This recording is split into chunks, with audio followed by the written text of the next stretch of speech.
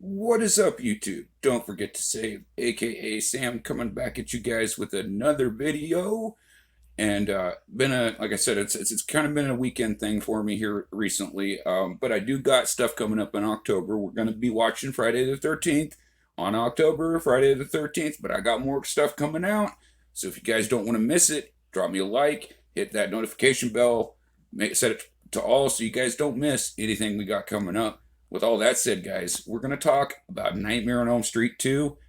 I know I've talked about this movie before, but guess what, guys? No matter how much I cover on these movies, there's always stuff that you're going to miss.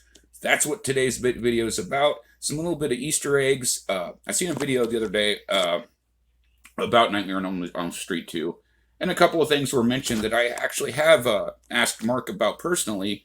And so we're just going to jump right into it here. But I'm going to give a quick shout out first here to one Robert England. Shout out to Robert. If you guys, I know I've got even my curtains with my curtains up, I get glare. But anyway, shout out to Robert. Maybe he can help confirm or deny some of these things that I'm about to claim. So with all that said, let's jump right into it. So I know everybody knows that Freddy's the bus driver in the beginning. Come on, guys. Come on. I'm going to give you better than that, right?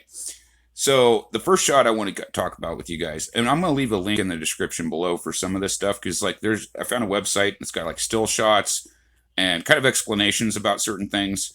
But here's one that I've never heard anybody mention, and I have mentioned it to Mark, and he did say that that was the case.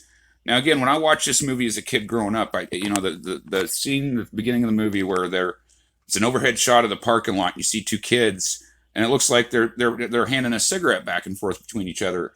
Now, as a kid growing up, I thought it was a cigarette, but now that I'm older and a bit wiser, I realize that they ain't sharing a rolly cigarette in the parking lot, allegedly, right? So that's the first one. It's an easy one to miss because it's like a faraway shot. It's kind of hard to tell. But if you're watching the movie, just check it out there at the beginning. It's right there at the beginning. Where the baseball, where they're playing the baseball. It's right before that. So now going on to the box of Fu Manchu cereal. Now, in the movie, Jesse wakes up and goes down to get breakfast, and again, this is towards the beginning of the movie, and his sister is eating a box of Fu Manchu cereal at the table, and she's looking for these little plastic. You know how the toys used to give you toys in your cereal back in the day. I don't know if they still do that or not, but she's digging around this box looking for this toy in the cereal.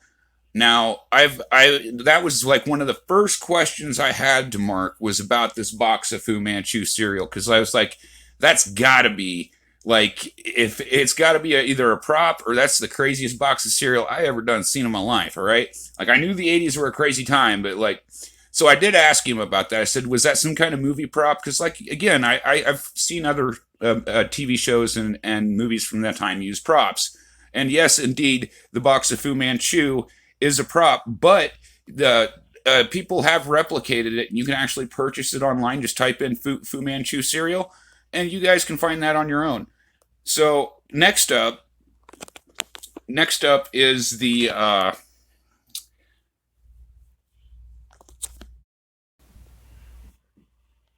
sorry about that. I had a brain fart. The next one is the kid got Jesse talking with Grady in the locker room, right?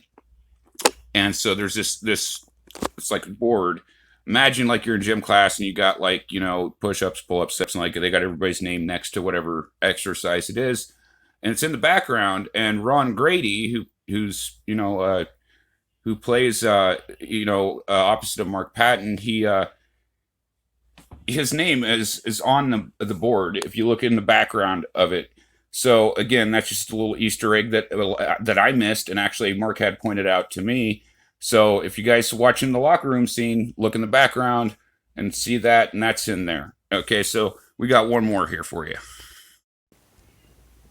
Okay, so we're going to talk about the abandoned what was it? The abandoned facility that they had for the end of the movie.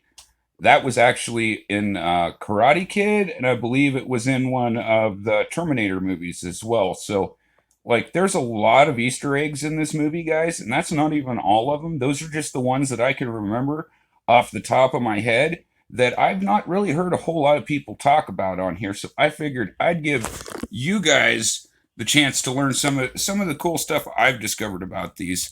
And again, I'm going to leave a link in the description below for you guys to peruse and do your own research and maybe find something that I missed. So with all that said, guys, we got stuff coming for October. We're going to be rocking out this year, as you guys know, as is tradition. Shout out to all my subscribers. Hope you guys are having a great weekend. And like I said, I'll be back around. Till next time, love your hobby and love you back. Peace.